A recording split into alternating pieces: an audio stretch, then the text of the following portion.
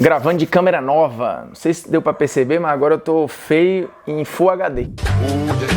Nunca pensei em ser perfeito, mas vou correr pelo direito.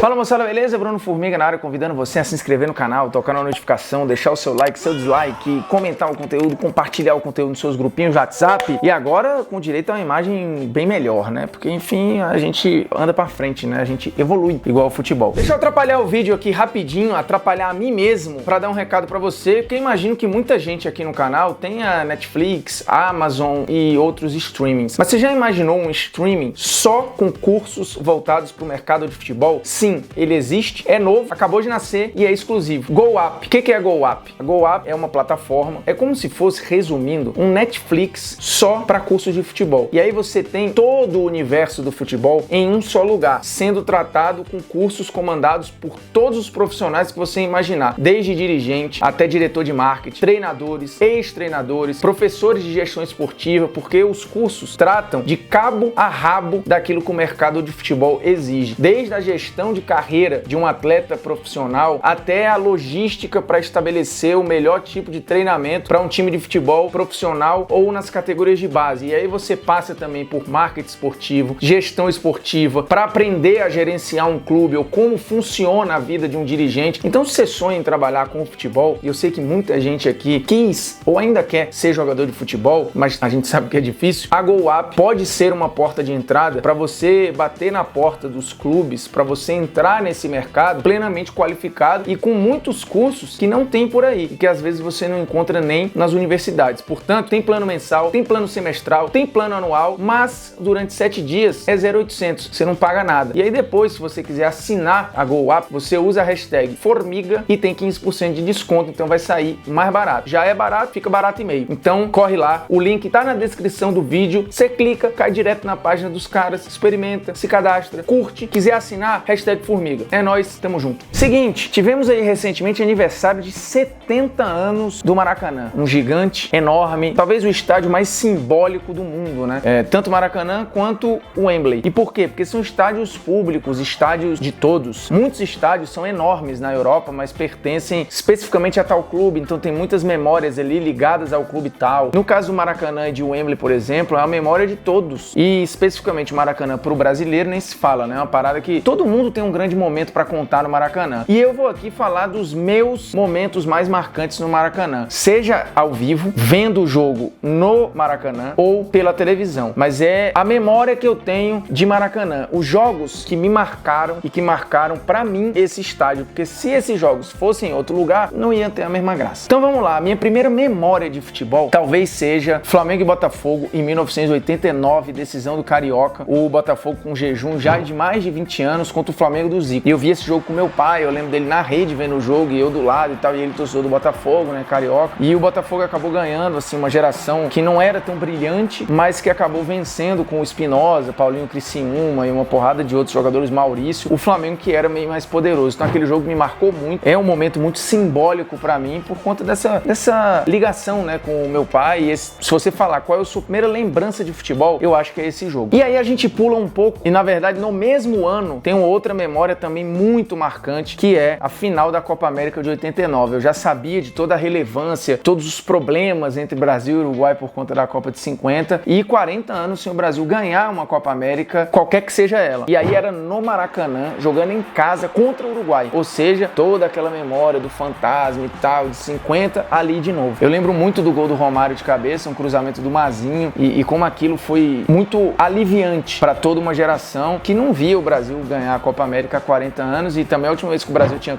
ganho a Copa do Mundo já fazia 19 anos. Então o Brasil estava vivendo um jejum ali e o Romário começou a escrever essa sua história marcante com a camisa da seleção. O ápice seria 5 anos depois na Copa do Mundo em 94. Outro jogo muito importante ali foi contra a Argentina, mas para mim a grande memória é esse Brasil e Uruguai. Em 92 tem um jogo muito marcante para mim, outro Flamengo e Botafogo. E os dois da final do Brasileiro, porque o Flamengo passava longe de ser favorito naquele campeonato ali e acabou chegando na final contra o Botafogo, né? Um rival histórico, em um Maracanã entupido. Você tem um primeiro jogo em que o Flamengo varre o Botafogo praticamente e ali fica muito próximo do título. A gente tá falando de uma final que também teve uma tragédia, né? Com a parte da arquibancada, da grade da arquibancada do Maracanã cedendo, uma imagem que foi pro Brasil inteiro e tal. E aquele jogo foi muito marcante, tanto o primeiro quanto o segundo, o empate, mas que garantiu o título brasileiro pro Flamengo. Eu lembro que eu fui comemorar com o meu primo lá na casa da minha avó. Eu vi o jogo em casa, mas a comemoração do título era na casa da minha avó, né? Porque domingo a gente sempre ia pra lá e tal, então esse jogo também é muito marcante pra mim. Em 93, um ano depois, talvez a grande atuação individual que eu já tenha visto na vida, no dia do meu aniversário, 19 de setembro de 93, mais um Brasil e Uruguai, em que o Brasil precisava do resultado para classificar para a Copa do Mundo. Correu o risco do Brasil não ir para a Copa de 94. Mais uma vez o Romário garantindo com o 2-0. Eu sempre digo, talvez a grande atuação individual que eu tenha visto na vida, e eu lembro muito de onde eu tava vendo esse jogo, na sala da minha casa, lá em Fortaleza, na verdade uma TV da sala que ficava às vezes de migué ali perto do som e tal, e eu assistindo aquele jogo, lembro de eu ter visto sozinho, e o quanto foi impactante para mim a atuação do Romário. 1995, Flamengo e Fluminense. A época ainda a coisa era embrionária dos canais pagos, né, TV por assinatura e tal. E eu lembro que esse jogo eu fui ver na casa de um amigo do meu pai, que já tinha TV a cabo, era uma coisa raríssima na época e muito de luxo. Fomos assistir o Flamengo e Fluminense. Era o Flamengo do Romário, era o Flamengo do Luxemburgo, franco favorito, e que jogava pelo empate contra o Fluminense do Renato Gaúcho. Pois no Fluminense não fez 2-0, jogou melhor o primeiro tempo. O Flamengo foi atrás do empate, um 2-2 muito inesperado. Foi a primeira vez que o Romário fez gol contra o time do Fluminense. Você acredita? Ele nunca tinha feito gol contra o Fluminense na vida. Fez nesse jogo, depois o Fabinho empatou, um momento maravilhoso, e vem o gol de barriga, que é um dos grandes momentos da história do Maracanã, né? Um gol espírita, um gol improvável, um gol que consolidou o Renato na história do Fluminense de uma maneira absurda. O gol na súmula é do Ailton, mas na memória das pessoas o gol é do Renato Gaúcho, tanto que o nome é o gol de barriga. Então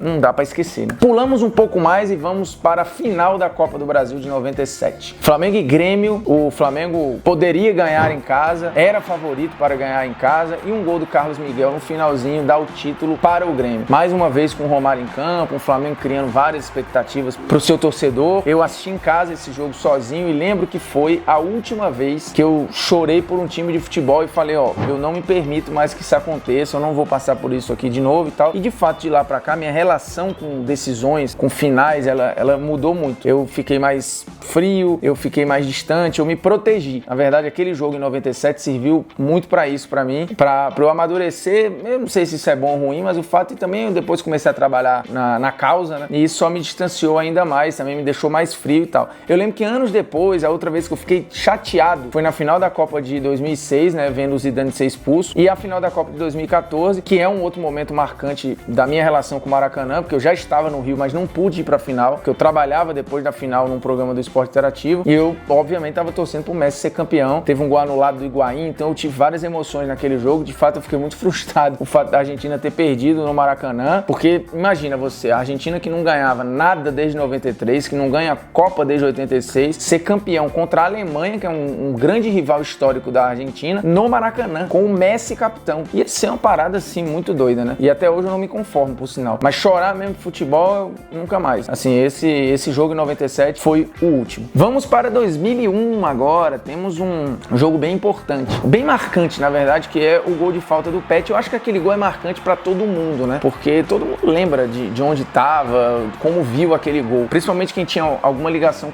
com times do Rio de Janeiro. Então aquele gol, ele é muito marcante. É um golaço, é o gol mais ruim de falta que eu já vi. E um gol que garante um título, né? Um tricampeonato. Hoje pode parecer pouco, né? Ah, ser tricampeão estadual, que bobagem. Mas à época isso era importante. Virou depois documentário, livro, Diaba 4. E o Petkovic, com aquela cobrança de falta, virou ídolo no Flamengo. Porque assim, ele de fato foi o grande camisa 10 que o Flamengo teve pós-Zico, né? Ou o que mais deu certo. Você teve Sávio e outras figuras ali, o Alex, que não rendeu nada no Flamengo, e vários outros exemplos. Mas o Pet, eu acho que é o grande camisa 10 da história do Flamengo pós-Zico, e muito por conta daquele gol. Então esse momento é muito marcante. Eu acabei pulando um outro que não é marcante, assim, é muito particular. Esse vídeo é particular, mas esse é muito, muito, muito particular. Teve um amistoso antes da Copa de 98, Brasil e Argentina, e no Maracanã. O Brasil não jogava há um tempão com a Argentina no Maracanã, e teve esse jogo. E eu apostei no meu colégio, eu já tava no segundo ano. Eu fui o único a apostar na Argentina nesse jogo. Falei, cara, vai dar Argentina. Eu lembro que eu devo ter ganho mais de R$100 na época, porque a sala inteira foi,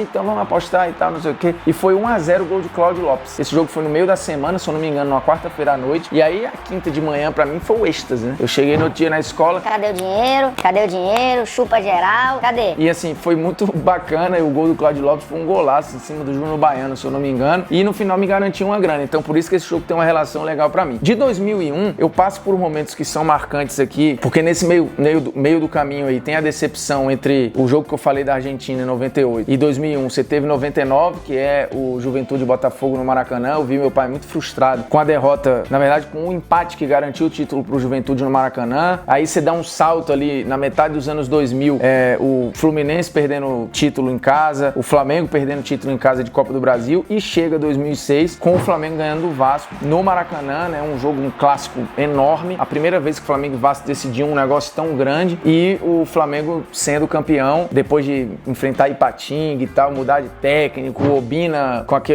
aquela aura que ele tinha de jogador decisivo, Luizão e tal. Então aquele jogo é um jogo extremamente marcante também. A final da Libertadores, Fluminense e LDU, porque eu lembro, cara, eu achei fantástica a maneira como o Fluminense reagiu. Eu torci pro Fluminense naquela final pela história, e cara, eu imagino a dor dos caras. Meu tio, um tio muito próximo a mim, Miranda, era torcedor do Fluminense, já era falecido e tal, mas eu sabia da relação dele com o Fluminense, e muito por ele eu falei, pô, ia ser legal o Fluminense ganhasse e tudo, e foi muito traumático, né, pro torcedor do Fluminense aquilo, pelo amor de Deus, um negócio absurdo. E aí, anos depois, pulo pra final da Copa do Mundo, como eu já citei aqui, de fato, um negócio, talvez o último grande momento dessa listinha aqui, esse momento marcante dessa decepção de que foi não ver o Messi campeão do mundo. Acho que esses são os grandes momentos que eu tive no Maracanã. Alguns eu tava na arquibancada, outros eu não tava, alguns foram mais importantes, outros menos importantes. Por exemplo, teve um momento que eu acabei pulando aqui, a busca do Romário pelo gol 1000. O Flamengo tinha jogado contra o Vasco numa rodada anterior, o Romário tinha feito seu gol, que foi o gol 999, e o Bruno, goleiro à época, salvou o gol 1000 assim no finalzinho, salvou com o pé e tal. Ficou pro jogo seguinte, que seria o quê?